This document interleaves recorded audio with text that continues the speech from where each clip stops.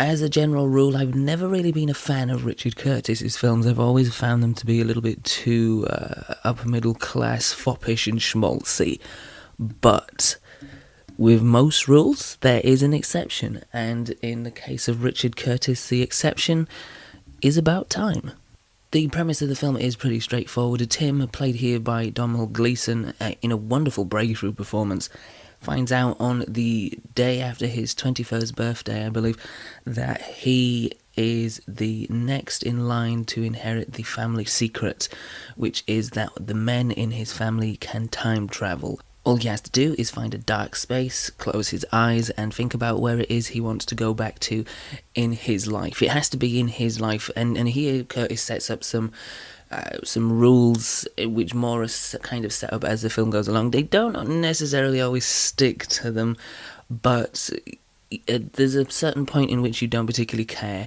The logical sense of you is kind of overtaken by the rest of the film, by its more emotional core. So with this wonderful 21st birthday gift, of which I can't think of a better one to be honest, he decides to embark about setting on finding himself a girlfriend, which, is pretty straightforward.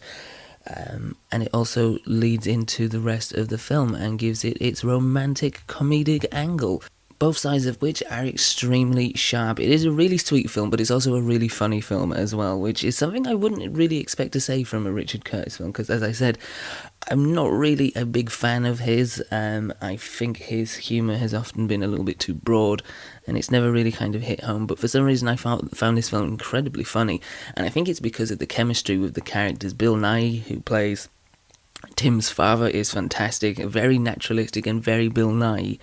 And then of course you have Domhnall Gleeson, who I mentioned before, who it puts in a really fantastic performance, and it's a character that, although it has that traditional Richard Curtis sort of formal foppishness about him a little bit, it's a lot more reined in, and he's a lot more likeable and a lot more grounded. And his relationship with Bill Nighy is fantastic, but also his relationship with Rachel McAdams, who, after several disastrous attempts at trying to meet, finally kind of gets it right via the power of his time travel. Which, although not revolutionary and, it isn't really steeped in science fiction, the concept of the time travel is as a sort of mechanic to the story. It's not like a massive part of the film. In terms of visuals, definitely not, because as I said, he only goes into a cupboard or a dark spot and closes his eyes. But it actually really kind of helps make the sort of romantic comedy genre feel a little bit fresher. It adds a different nuance to it, and it helps take it in a different direction. But it's not just the romantic side of it which works, or the comedic side, which both are fantastic, because it is an incredibly charming, sweet and funny film. But it's also a really sentimental film, and a big part of that is based on the idea of memories and how powerful they can be. Even Tim, who can time travel, finds himself with limitations. I won't go into details because then you're heading into spoiler territory, but his ability has limitations, and he has to rely on memories at one point.